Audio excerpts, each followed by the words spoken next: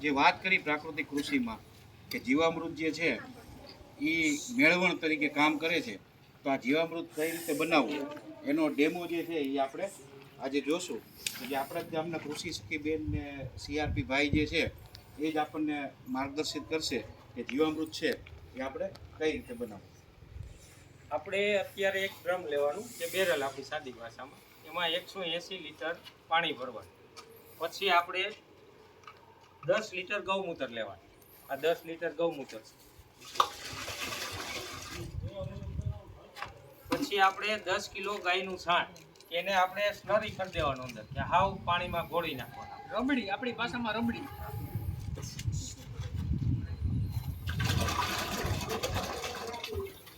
પછી આપણે ગમે એ કઠોળ વર્ગનો લોટ લેવાનો, ચણા, તુવેર, તમારા ઘરમાં જે હોય એને પણ આ રીતના ડોઈ નાખવાનો.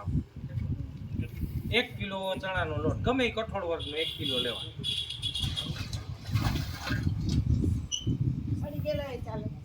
હા, ગમે યાર. પછી 1 કિલો ગોળ,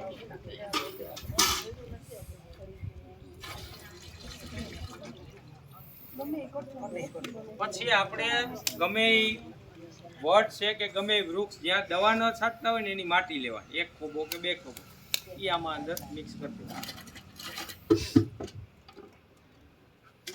પછી આને આપણે ઘડિયાળના કાંટા પ્રમાણે 24 કલાકે 2 ફેરી હલાવી દેવાનું, સવાર સાંજ. અને આની ઉપર કોઈ પણ કોથળો ઢાંકી દેવાનો, બાંધવાની જરૂર નથી. આને ક્યાં છાંયડા રાખવાનું, મતલબ કે આવું ઝાડવું હોય, ઝાડવાની ઓઠે અને ઉપર ખાલી કોથળો ઢાંકી દેવાનો, અને જ્યારે હલાવવું હોય ત્યારે હલાવીને પાછું ઢાંકી દેવાનું. ઉનાળો કે ગરમી વાળી ઋતુ હશે તો વધીને 3 થી 4 દિવસની અંદર તૈયાર થઈ જાય. 2 થી 3 દિવસની અંદર આ તૈયાર થાય. એની અંદર ટૂંકમાં કહીએ તો આથો આવી એ તમને પોતાને દેખાઈ જાય. અને જો ઠંડી ઋતુ હશે તો 5 થી 7 દિવસની અંદર આ આખું જીવામૃત તૈયાર થઈ જશે. આ 200 લીટર જે થાય છે એ 200 લીટર તમે આપણે 2.5 વીઘા જમીન, 1 એકર જમીન, 2.5 વીઘાના તમે ખાતરના જે કોઈ પ્રમાણ આપો, ખાતરના પ્રમાણ જેટલું આ કામ ગુણકારી કરશે.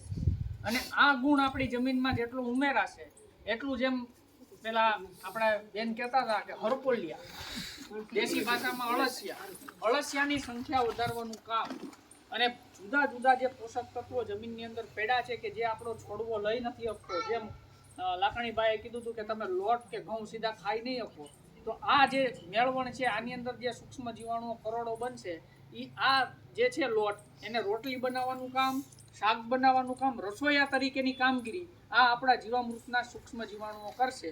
એટલે આ વસ્તુની પાછી બીજી વાત કોઈ આડઅસર હોતી નથી. અને ગમે તે સિઝનમાં ગમે ત્યારે તમે આપી શકો. નારિયેળીનો બગીચો હોય તોય આપી શકો, મગફળી હોય તોય આપી શકો, એટલે તમને જ્યારે અનુકૂળ હોય ત્યારે તમે આપી શકો. પણ જો તમે સિઝનની અંદર, મગફળીની સિઝન છે તો મગફળીની સિઝનની અંદર જો તમે 2 થી 3 વાર એને સમયાંતરે આપ્યું છે તો તમારી જમીનના ફળની અંદર તમને ઓટોમેટિક ફરક દેખાશે. એટલે બધા બહેનોને આ વિનંતી છે કે તમે તમારી ખેતીની જમીનમાં આ એકવાર વાપરીને અપનાવી. આપવું કઈ રીતે સાહેબે કીધું 2.5 વીઘામાં આપવાનું છે, તો આપવા માટે છે ને આ જે રીતે અહીંયા ફિટ કર્યો છે ને 1/2 ફૂટ ઉપર વાલ, એ રીતે તમે એનો વાલ ફિટ કરી શકો. થોડુંક ઉપર 1/2 ફૂટ જેટલું છે ઉપર વાલ ફિટ કરી નાખવાનો. અને જે રીતે તમે નિંદામણ નાશક દવા આપતા ને એ રીતે ધોરિયામાં એનો વાલ એ રીતે ખોલી નાખવાનો. 2.5 વીઘામાં 200 લીટર પૂરું થાય એ રીતે સીધો ધોરિયામાં વાલ કરી નાખશો તોય હાલશે. અને ચોમાસામાં જો પાણી ન આપવાનું હોય તો આને પંપમાં નાખી નોઝલ કાઢી અને થડે થડે ડ્રેન્ચિંગ કરીએ. આ રીતે તમે એનો ઉપયોગ કરી શકો.